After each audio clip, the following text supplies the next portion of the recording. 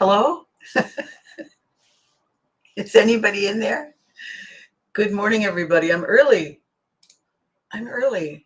It's 9:59 on my little clock. Wherever you are around the world, it'll be slightly early. And I'm a little trepidatious to make sure that everything everything is working. So far, it seems to be. So far, it seems to be. All right. What have we got here? We've got, what is that doing? Why am I not getting? Hang on. I'm just trying to make sure what that means. Never mind. Never mind. Now it's 10 o'clock. See? Do a little text stalling and right away we're on time. Good morning, good afternoon, good evening, good overnight, wherever you are around the world. I look a little frazzled here, but that's okay. It's kind of typical.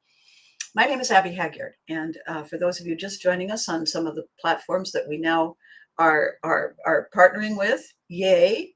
Welcome to my tiny corner of the world. Good morning, Eddie. Good morning. How are you? Sort of a weird day.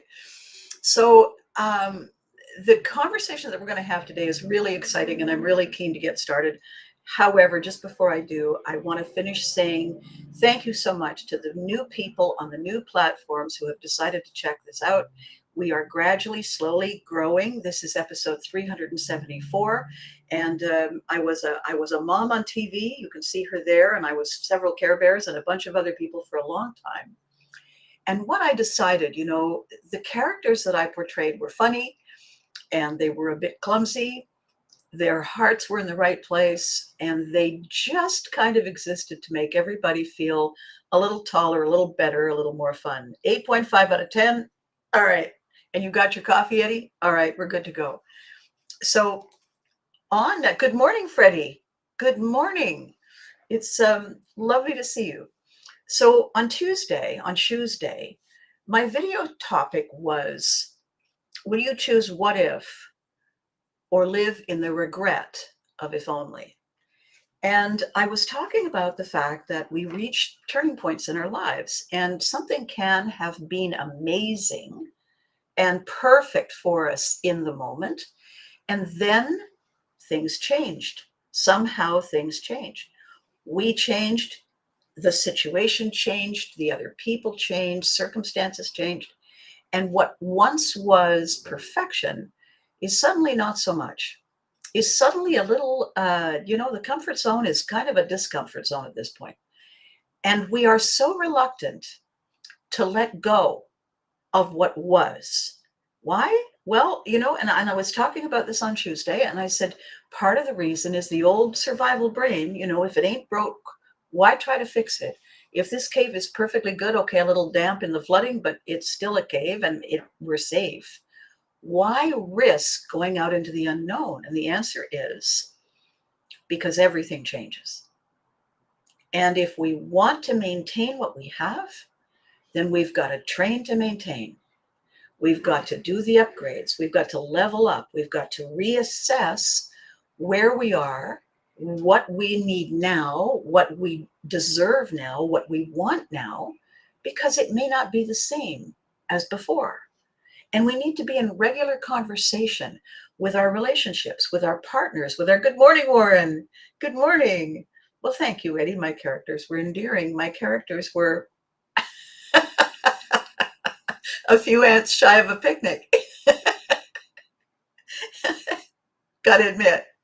However, what I'm talking about today is a very interesting phenomenon. It's part of the training and coaching that I do. And that is based on something that none of us really pay attention to or think about. And I'm not talking about the long for, wish for, speak for, manifest thing. I don't want to get into the conversation today in any depth that the definition of manifest is a list. It's a list of what's on the ship, what you've got on your boat. It's a list of what you're carrying and bringing and delivering. It's not something you hope for. And what you hope for should have been on the dock, should have been loaded before you left.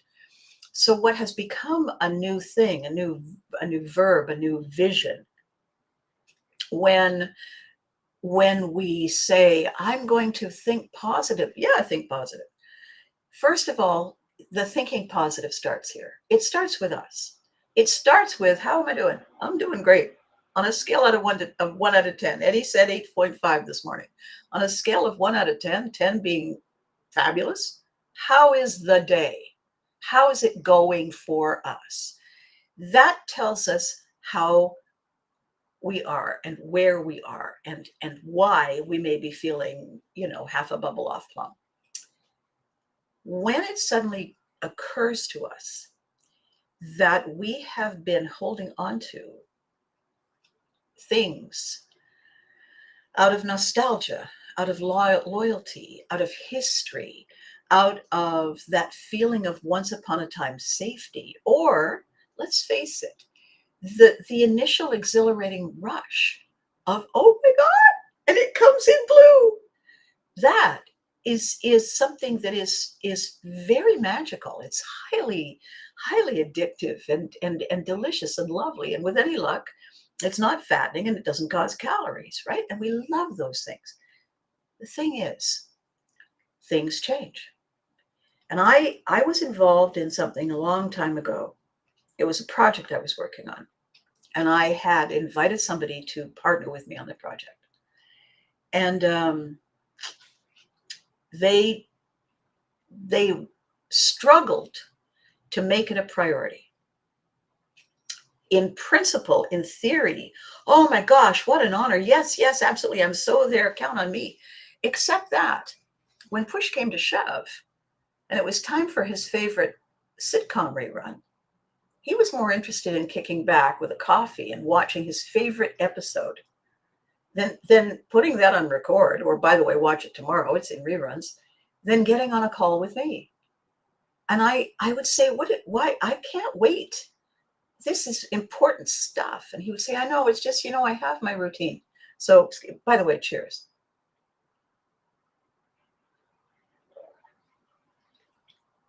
And I was very disappointed. I was very disappointed, partly because, good morning, Charles. The gang is all here.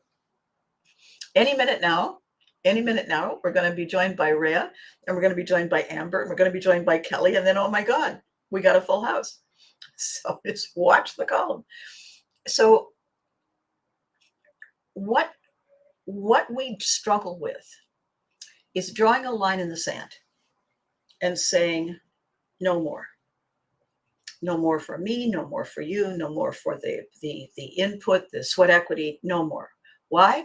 Because nothing is coming back of a similar nature.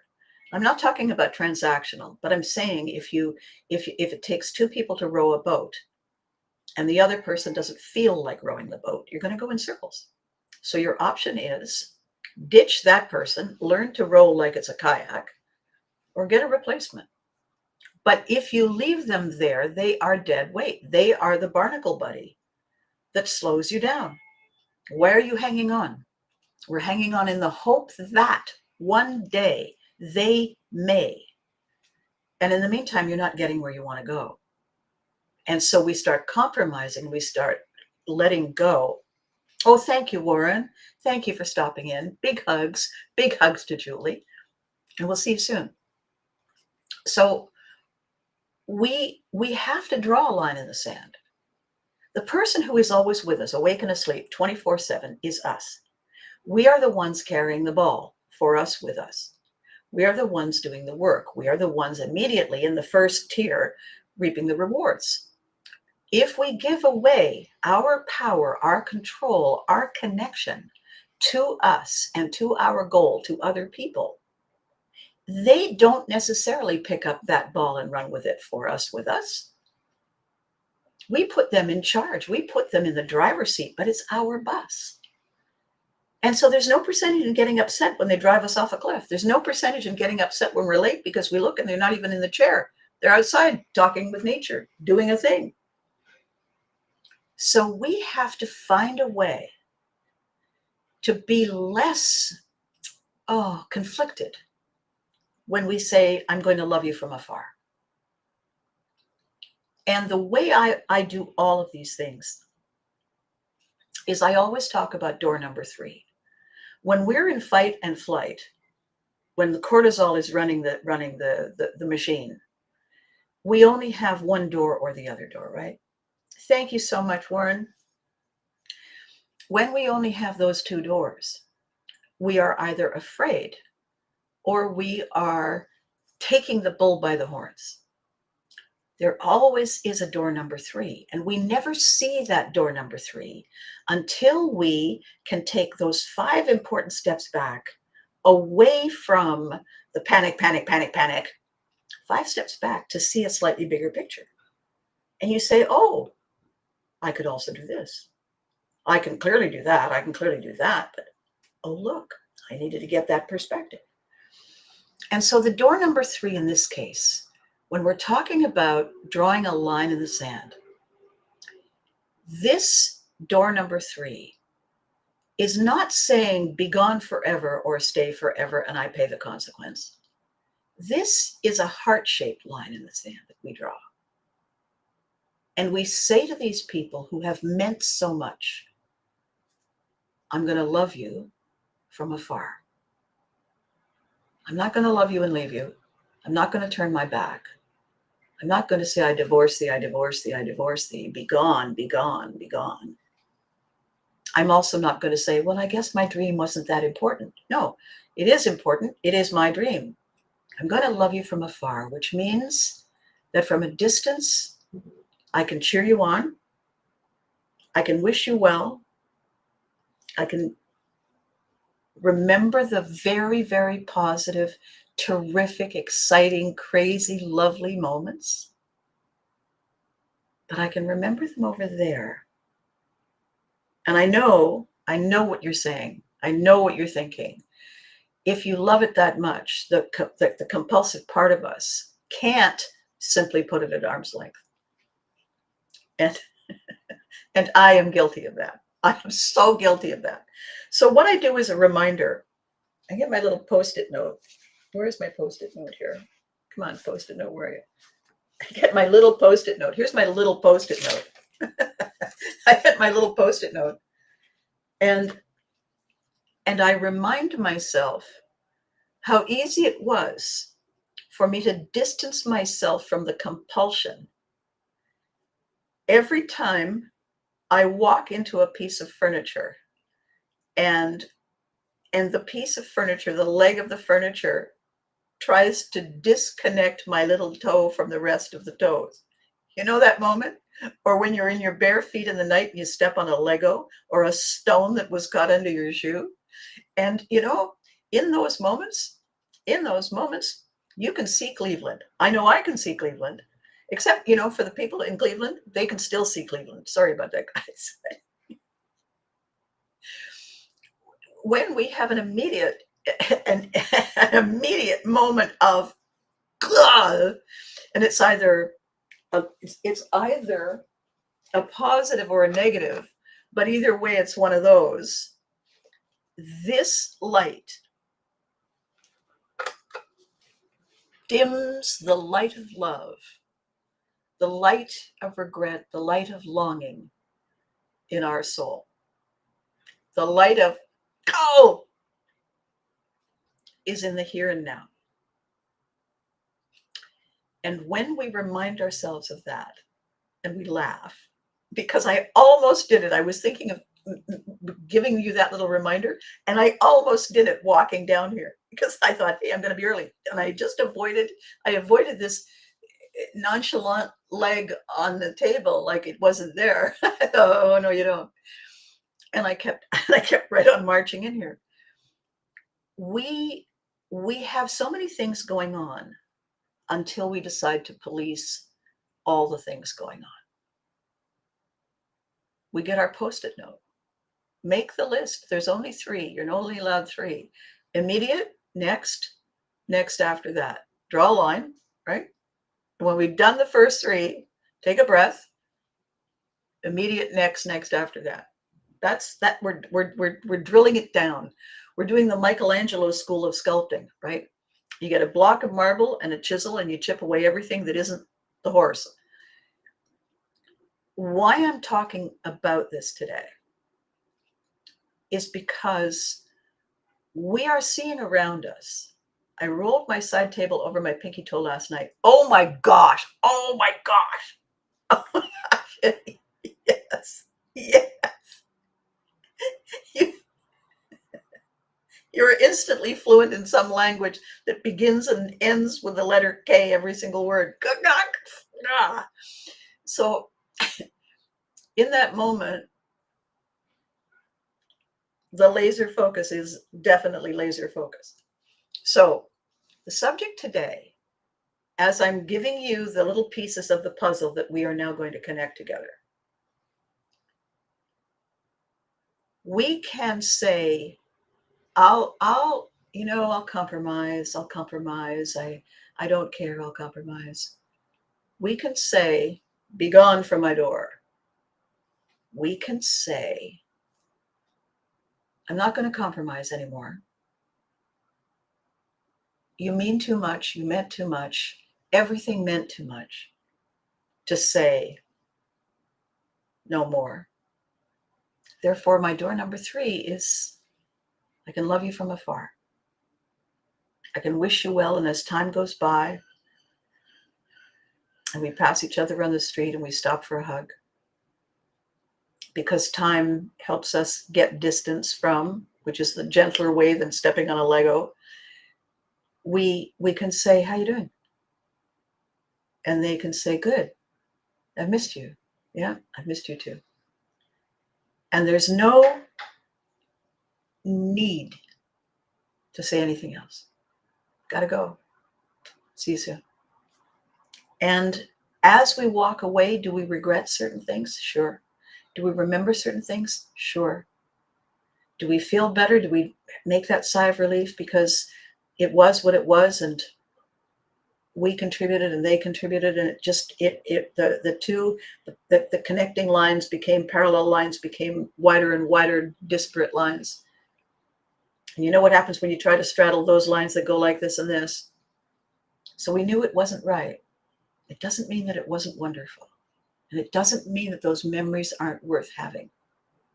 And I was talking to my really amazing friend, and I said, as children, things happen to us, and they were painful and they were difficult, and we need to deal with them and look at them, and with the help of people who care and get us and have the skills, work through them to disarm them to the best of our ability so that they are no longer those emotional Legos invisible on the floor.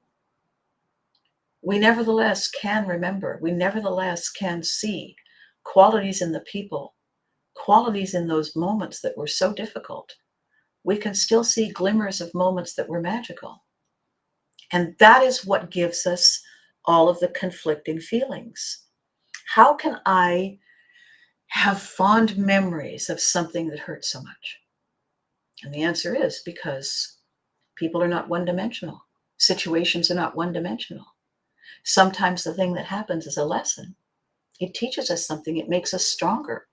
It gives us tools. So in that case, if we're grateful for the tools, then we can figure out how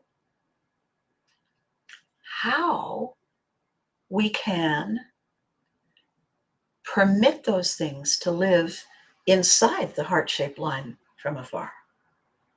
We can figure out how to forgive not their trespasses, not theirs, but we can forgive our desire to somehow exact punishment and make somebody pay for what was done. We can forgive a loan. We can forgive a debt. We don't forgive the transgression, but we can say, not worth it. I had,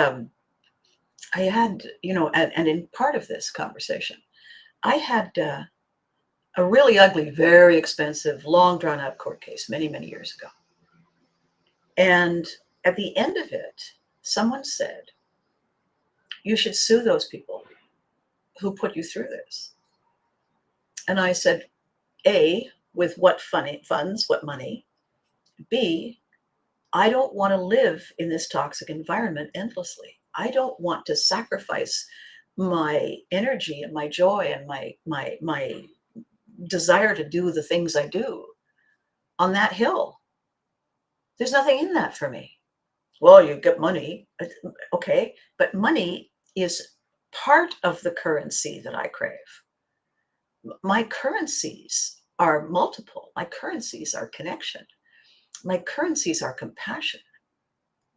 My currencies are communication. My currencies are cherishing what I have, what I may have, what is possible. So money purely all by itself, it's kind of low on the list. Yes, currency that allows me to live in my beautiful home and pay my bills and take myself for a treat. Sure, but not to the smothering of why I'm really here. So the conversation today about what our reluctance is when we draw the heart-shaped line in the sand. I gotta tell you, and it's a crazy thing, but it's a control thing. It's a control thing. And what we are trying to do, there's a word that therapists use. It's called codependent, which means I am mildly addicted to you and you are mildly addicted to me, and it may not be beneficial for the two of us, but the connection is there, and so we depend on each other whether it's good for us or not. Okay, I'm not going to depend on something or someone or some situation that isn't good for me. I'm willing to indulge in it. I'm willing to visit it. I'm willing to love it for what it is, cherish it for what it is, and recognize it for what it is. My very, very good friend, my Viking friend, Lars Ellinglund, if you're watching or listening, Lars, your ears should be. When I was saying to him one day, I don't know, I keep doing these events, I keep getting volunteers, and then they show up and they don't want to do the work. They get a pass to the booth, they get the insider access to me and what's going on, they're part of a whole celebrity thing. He says, pardon me, Valkyrie, and may I interject a question? Well, of course, Lars, that's why we're talking. He said, you do know that Vikings had to qualify to get in the boat? They had to train to maintain and pass the test? And I said, well, of course, I knew that.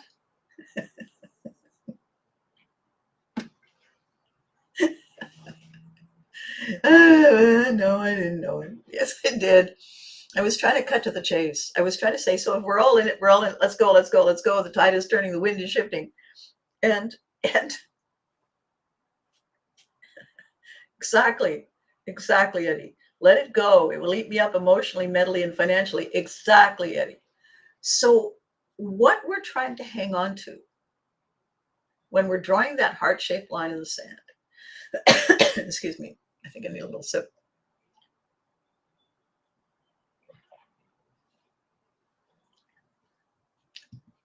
What we need to do is we need to give ourselves permission. We need to give ourselves a 3-point option. It's not should they stay or should they go. It's not that. It's not even should I give in or let them know what they're doing wrong. It's not even that. It's the turning point in our head and our heart and our core energy. We struggle until we reach that moment. And this moment, this pivotry in motion, this moment when we have said, not that bad, not that bad, not that bad, bang, not good enough. I am ready. You know, I was able to wear that size 7 shoe for a long time, but now today I put it on and 7.5, here we come. It's that. You can pinch and hurt yourself and walk around in pain and agony. And if you love the shoes, and okay, just between us, if we love the shoes, if we love that ridiculous t-shirt, if we're crazy about that guitar that is warped, if we can't bear to part with,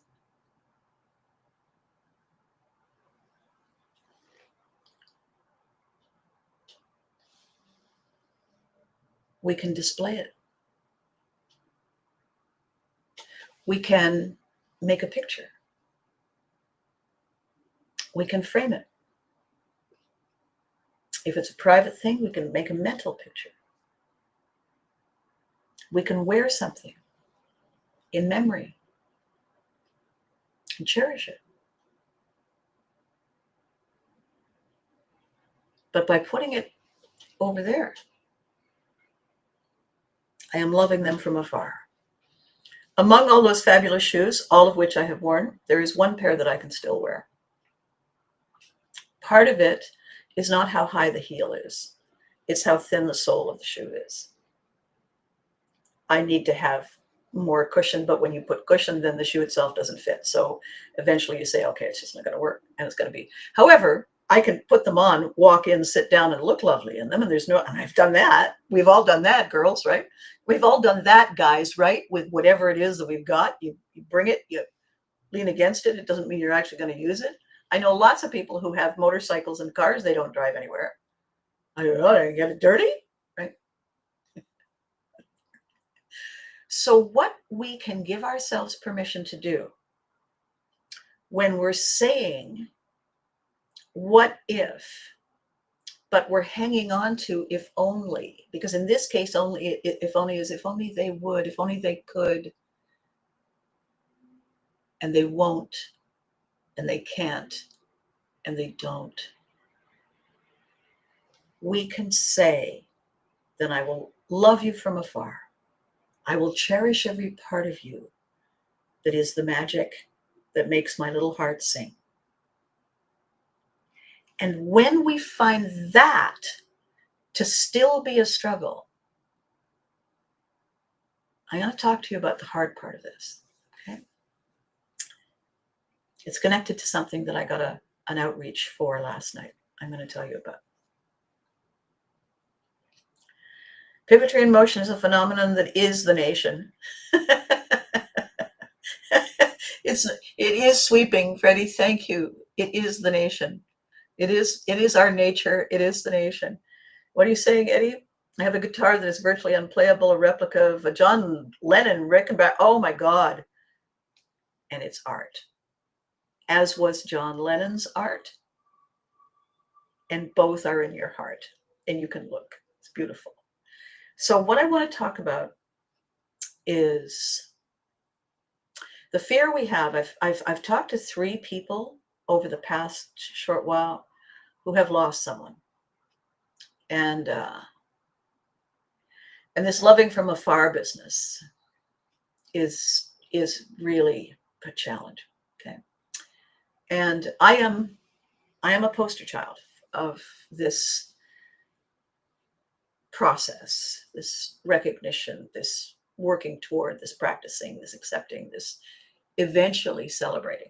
And it is definitely a process. Good morning, Daniel. And I just have to, this is a block list. Thank you. We just got rid of somebody that was weird. And so what I want to talk about is this.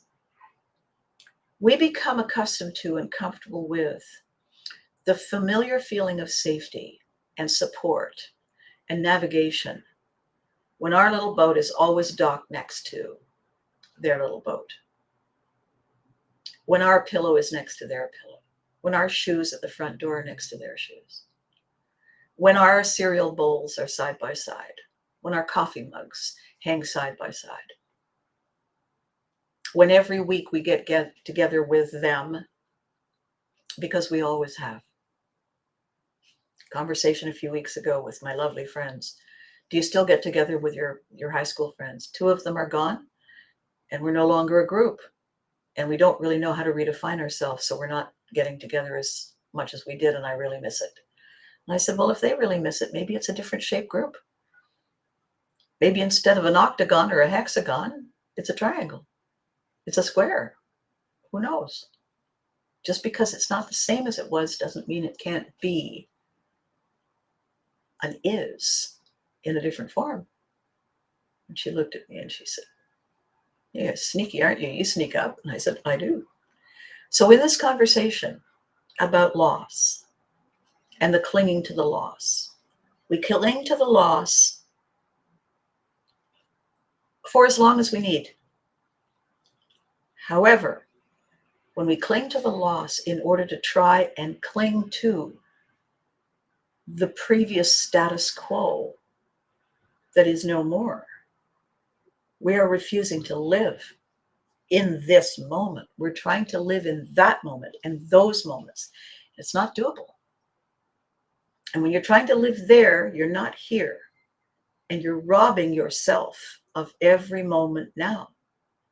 I don't care. I want to be with them. You are with them.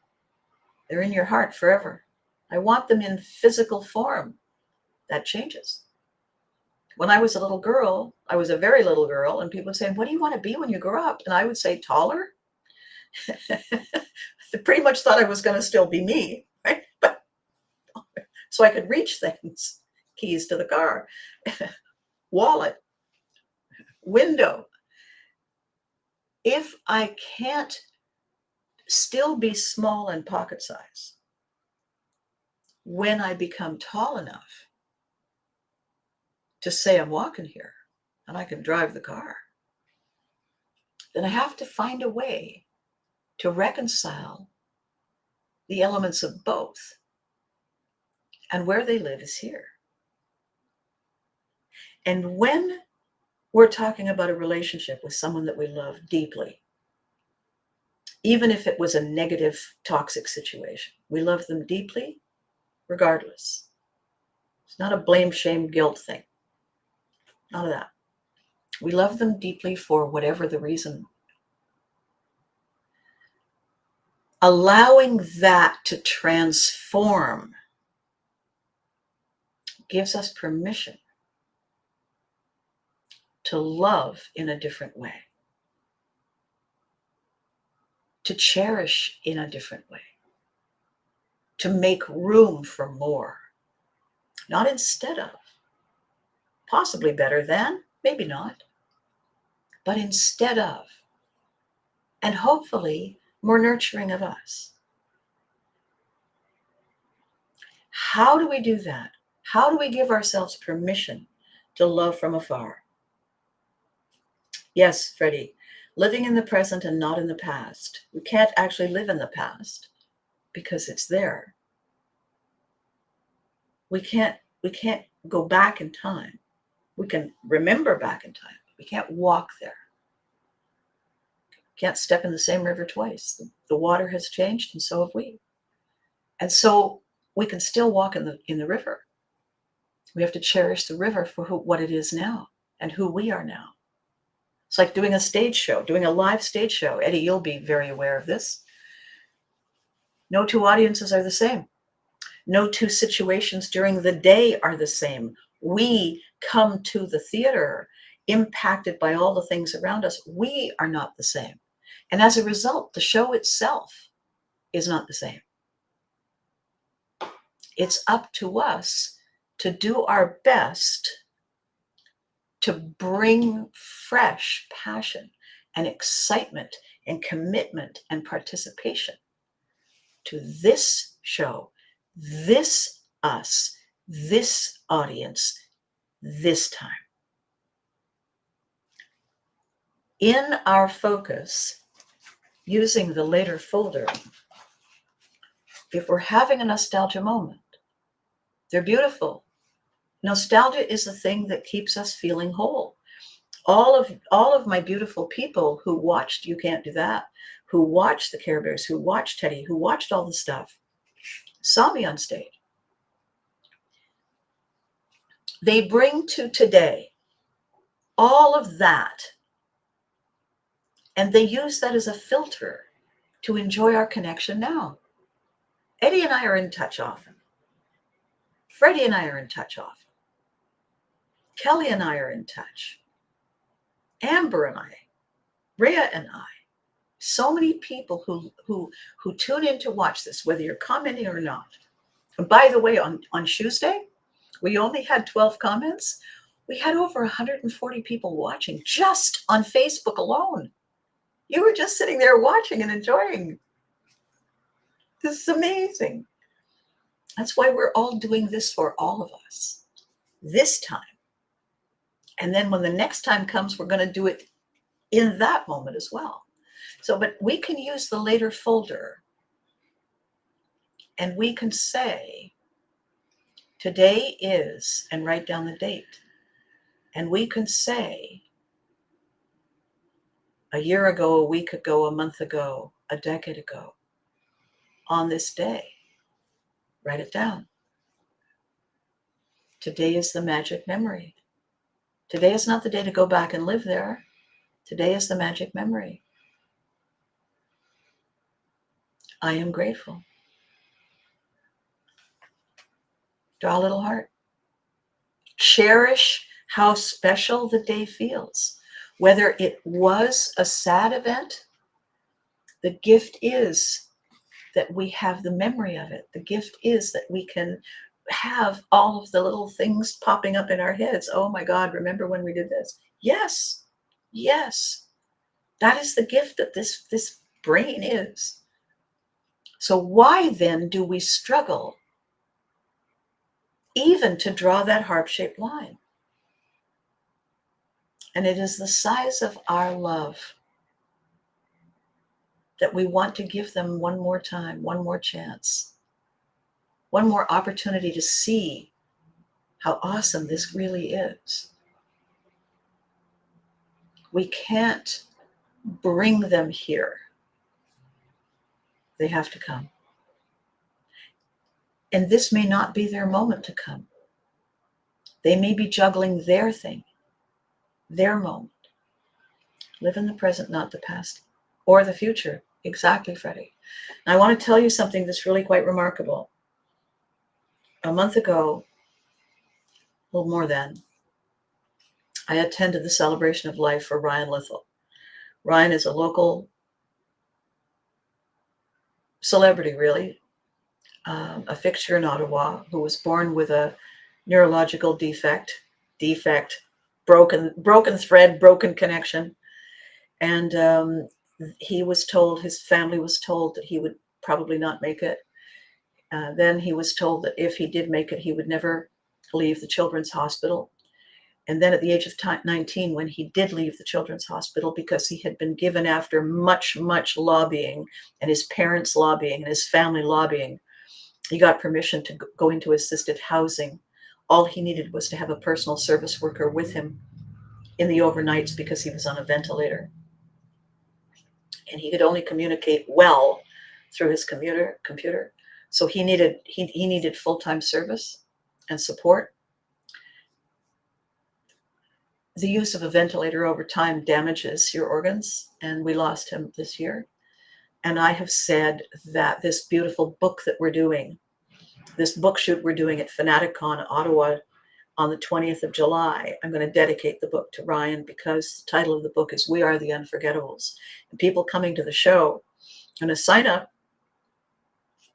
and they're going to pre-order their souvenir copy of the book. If they do it then, I can get it for them at my author price, which is way low compared to what it'll be on Amazon. So I'll know how many books that I'm ordering. We'll do the shoot. We'll get their quote, their definition. Unforgettable, to me, unforgettable is bleh, and their name. And so basically this fabulous book is going to be like a yearbook, a capture of all that is unforgettable. So we're going to have the celebs and the cosplayers and the artists and the fans and the vendors and the people who organize it, everybody, the collectors all of that stuff. We're going to have everybody who comes to the event featured in the book. And then the other day on Tuesday, I realized I had a bigger opportunity. And Eddie and I were talking, and I said, as soon as I get the form figured out, you don't have to be in Ottawa. And Eddie has already said, where do I do it? What do I do? I've got the picture. I have my definition. Tell me what I got to do, Abby. And I said, what we can do is we could have virtual. We can have you included because you are already my family. Just because you can't come on the day doesn't mean you're not my family. And he said, I'm in. And I said, I just have to get the form because I have to register you to make sure I've got your number, your photo number, your quote number, and then your $20 pre-order of the book, all of it recorded properly, because we're looking at hundreds of people in this amazing book, 5 on a page, right? And then 2 things happened. And by the way, the first thing, of course, is this is my 20th anniversary as a publisher. 20 years publishing books. But then it hit me. I was looking at something on Facebook, looking at one of our crazy pictures from the show, and I realized I'm doing the book launch in November, 16th of November, the Sunday. And I realized that the 18th of November is Leslie's birthday. And I said to myself, well, in the dictionary under unforgettable, it's my TV family, isn't it? It's mom and dad and the kids. That's my TV family. If that's not the definition of unforgettable, what is? So I reached out to Les's daughter and I said, what do you think? And she said, brilliant. What do you need? I said, I just need his beautiful studio headshot. I've got all the other stuff. Billy has all the other stuff. And I have the pictures of the kids that I used in the Fame book that I published in 2015, which was the 10th anniversary of being a publisher. And so in my celebrity category on the pages, not only celebrities who are attending FanaticCon, but my family, individual pictures. So you might have your face next to Christine, next to Kevin, next to Lisa, next to Doug, next to me, next to Dad. Who knows? Next to Freddy Krueger, next to Deadpool, next to all the crazy, fabulous Spider-Man, all the crazy, fabulous cosplayers who come to FanaticCon. And we will do that book launch itself in November. So I was working heavily on that, working with Gary and Gary Raish, contacting everybody. And I got an outreach from Ryan Lithel's cousin. I had met her at Ryan Lithel's celebration a month ago. It was actually, I got the outreach through her best friend, who said, do you remember Sarah asking you if you would speak at her celebration of life? And I said, vividly, and yes, absolutely. What can I do? And she said, I'll text you in the morning. So we had a conversation just before I came to do this. And she said, let's the 3 of us talk this afternoon. Let's plan it out. And I said, absolutely. Because the lion effect,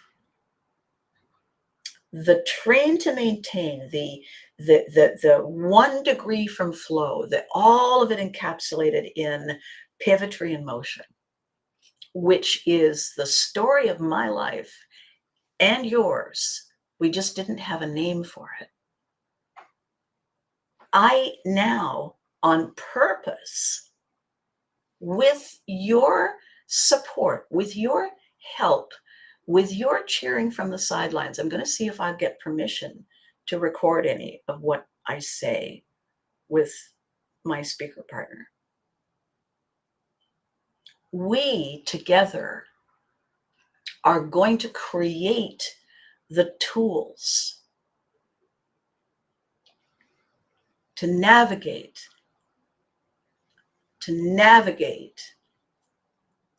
our Pivotry in motion moment, to navigate our shift in direction, our shift in flow,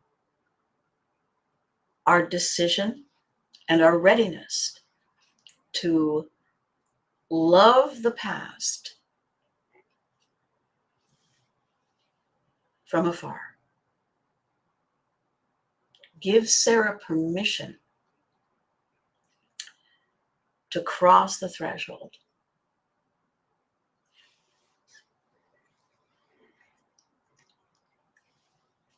and be where she needs to be and go where she needs to go. And since she wants humor, she wants mom humor, I'm going to have to figure out how to manage this. I think I'm going to bring a Lego. I'll just discreetly put it on the floor and stand on it. That'll bring me right out of this.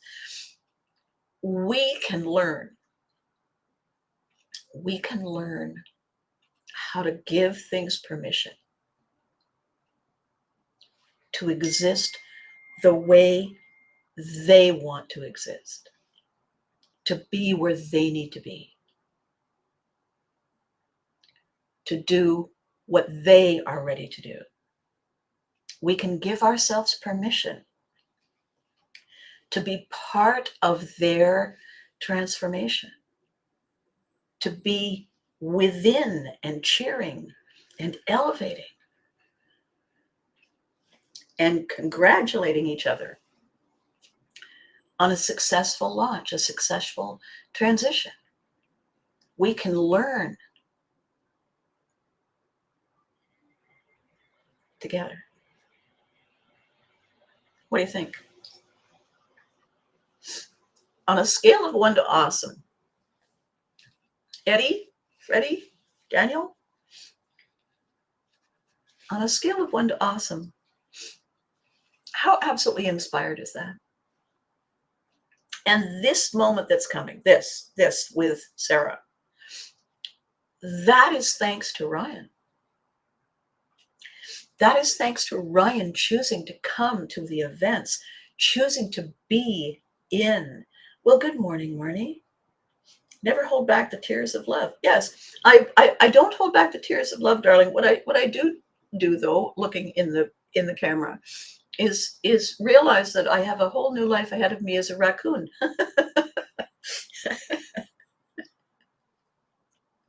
I need a thinner eyeliner pencil. What is so amazing, so wonderful.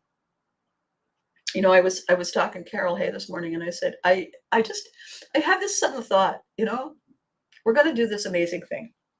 I'm going to get Billy to help me, and I'm going to get Speaker Gary to help me. We're going to do this the way we need to do it. But this thing popped into my head. We're going to talk about the lion effect. And I thought, I think we need to hear a little Bruce Coburn. I think we need to hear in the background that we're all wondering where the lions are. Because all we need to do if we're wondering where the lions are is walk over to the mirror.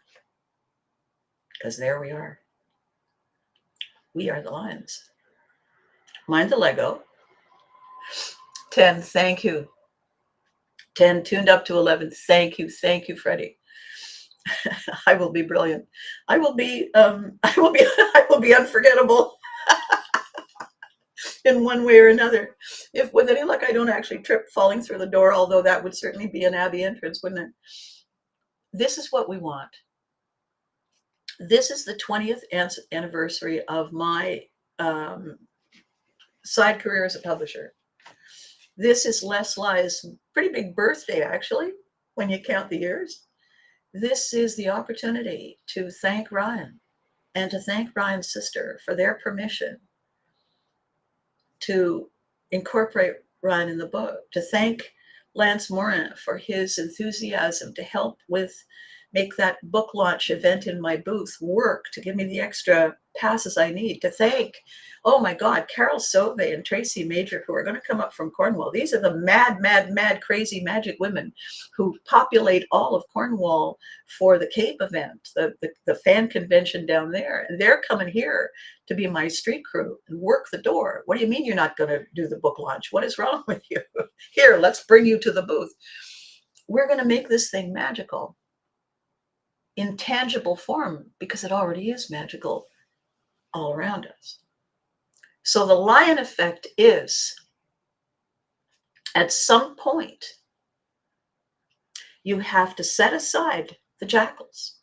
You have to set aside the distractions that get in our way, the ego and the indifference, and we have to set aside the toxic stuff that wears us down, the compulsion to be forever showing up when we're exhausted. You've got to own your lion. You got to remind them who you are. First, however, we have to remind us who we are. And the one last thing I want to say about the way we are reluctant to draw that heart-shaped line in the sand is that we hang on to the idea that the people, the moment, the situation, the memory that we love is outside us. It's over there. And it's not. Every element of that moment is us. Such a cute raccoon, too.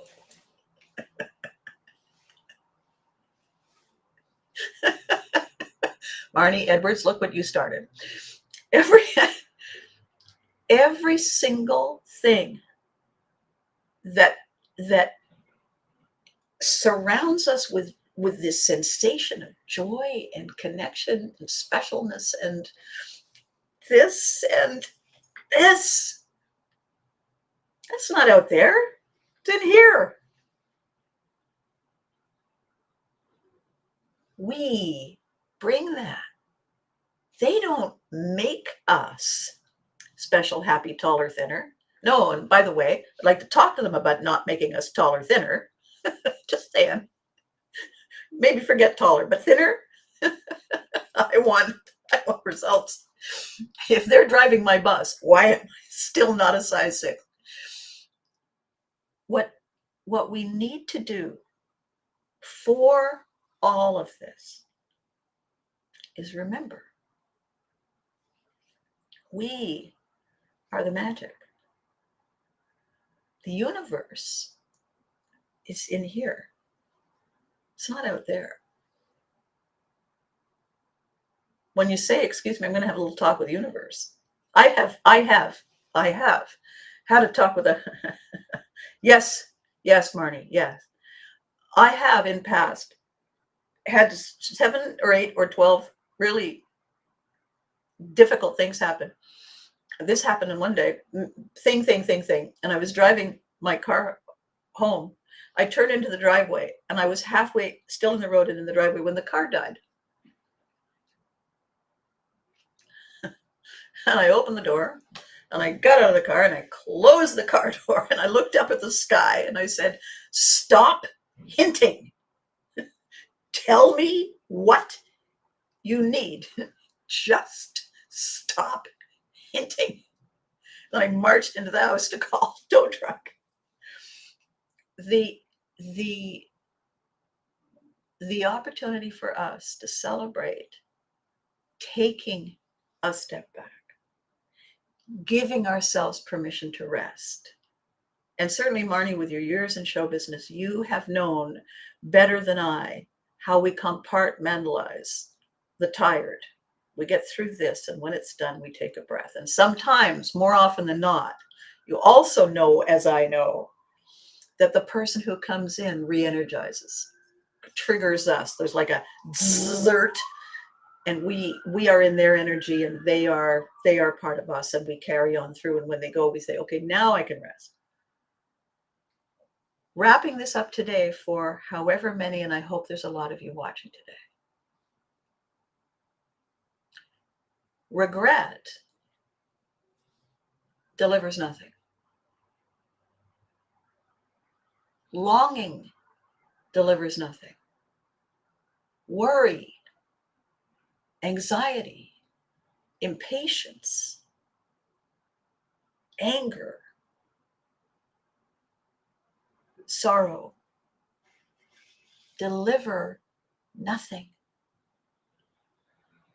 They drain us of our magic. We need to cherish. Write it down. Cherish.